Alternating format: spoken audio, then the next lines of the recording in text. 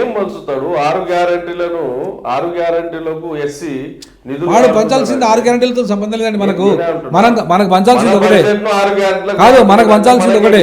మన బడ్జెట్ మనకి ఇవ్వాలి, మన ఉద్యోగాలు మనకి ఇవ్వాలి, మన భూమి మనకి ఇవ్వాలి, ఎంత పెరిగిందో దాని ప్రకారం రిజర్వేషన్లు పెంచాలి, పంచాలి. నువ్వు డిక్లరేషన్ కూడా ఇచ్చినావు, నువ్వు ఏదో డిక్లరేషన్ కూడా ఇచ్చారు కదా వాళ్ళు పెంచుతామని. నీ డిక్లరేషన్ ప్రకారం నువ్వు చేయాలి. ఇది మాలమాదిగల పంచాయతీగా చేయడానికే దీన్ని పుట్ర చేయొద్దు దయచేసి. మందకృష్ణ గారు కానీ, చెన్నయ్య గారు కానీ, ఉపకులాల వాళ్ళు కానీ, ఇది మాలమాదిగ పంచాయతీ కానే కాదు, ఇది పాలకుని పంచాయతీ. ఈ పాలకుడు తెంచాలి ఈ పంచాయతీని తప్ప మనం కాదు, మనం పాలకులం కాదు. పాలకుడు తెంచాలి ఈ పంచాయతీ. సో ఈ పంచాయతీ పరిష్కారం చేయాల్సింది రేవంత్ రెడ్డిని నిలదీద్దాం. ఒకవేళ మనల్ని కనుక పంచకపోతే కరెక్ట్గా మన సమస్యను పరిష్కరించాలి, దించుదాం. రేవంత్ రెడ్డిని మనం ఉమ్మడిగా దించుదాం.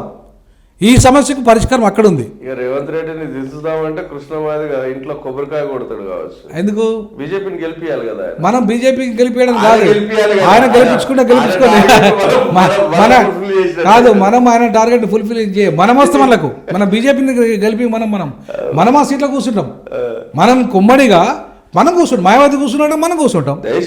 దౌర్భాగ్యం 2 రాష్ట్రాలది. మతోన్మాదం మీద యుద్ధం ప్రకటించిన మనం మతోన్మాదం మీద యుద్ధం ప్రకటించి నేను ఒకటే అంటున్నా, మందయ్య మాదే గారు అన్నగారు, నువ్వు మతోన్మాదికి ఎట్లా సపోర్ట్ చేస్తావండి? నేను ఇలా మందకృష్ణ మాది గారిని డైరెక్ట్ అడుగుతున్నా. ఒక మతోన్మాదికి, బీజేపీకి, ఒక క్రైస్తవులకి ఎస్సీ హోదా ఇయ్యనన్న పార్టీకి ఎట్లా మద్దతు ఇస్తారంటున్నా? ఏ రకంగా మద్దతు ఇస్తామంటున్నా? బీజేపీకి మనం ఎట్లా మద్దతు ఇస్తాము? మనం అదే కదా నేను వ్యతిరేకించింది, అక్కడే కదా. నువ్వు ఎంఎస్పీ ద్వారా పొత్తు పెట్టుకో అన్నా నేను. నువ్వు ఎంఎస్పీ ద్వారా బీజేపీతో పొత్తు పెట్టుకో. కాంక్షణ గారు పొత్తు పెట్టుకోలేదా? బీజేపీతో పొత్తు పెట్టుకున్నాడు, కాంగ్రెస్తో పెట్టుకున్నాడు, సమాజ్వాదీతో పెట్టుకున్నాడు. ఇలా ఆయన అధికారం అల్టిమేట్గా మాయావతిని అధికారం తీసుకురాగలిండి ఆయన. అట్లనే ఎంఎస్పీ ద్వారా నువ్వు అధికారం తీసుకురా, మాదిగల నువ్వు పంచు, మనం పంచుతా. వాడేది బిచ్చగానే అడగడం ఎందుకు బిచ్చం? వాడేది మనకు బిచ్చం ఇచ్చేది? అరే మెజారిటీ మనం ఉన్నాము, 22% ఎస్సీలో ఉన్నాము. 4% లేడు రెడ్డోడు. రేవంత్ రెడ్డి 4 to 5% కూడా లేరు. వాళ్ళనేదండి బిచ్చం అడుగుడు మనము.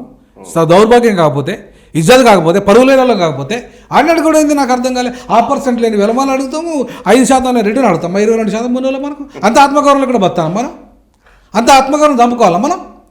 కాబట్టి ఇవాళ మనం మాలామాదిగలు కలవాల్సింది, కూర్చోవాల్సింది. రేవంత్ రెడ్డి మా సమస్యను పరిష్కరిస్తావా? దిగిపో, మేము కూర్చొని పరిష్కరించుకుంటాం. దిగిపోను, నీకు చేతగానే ఉన్నది దిగిపో. మా సమస్య ఇంతమంది సమస్య పరిష్కారం కానీ చేతనైతే ఇది 371 ప్రకారం మాకు పరిష్కారం చేయి, లేదా దిగిపో. ఇది మాలమాదిగ సమస్య కానే కాదు. ఇది పరిష్కరించుకోవాల్సింది మాలమాదిగలు కాదు, పరిష్కరించాల్సింది పాలకుడు. ఉమ్మడిగా పాలకుని మీద మనం నిలదీద్దాం. ఖచ్చితంగా పాలకుడు కనుక పరిష్కారం చేయకపోతే దించేద్దాం, మనం పరిష్కరించుకుందాం. ఇది నేను మాలమాదిగలకు ఉపకులాలకు ఇచ్చే సందేశం.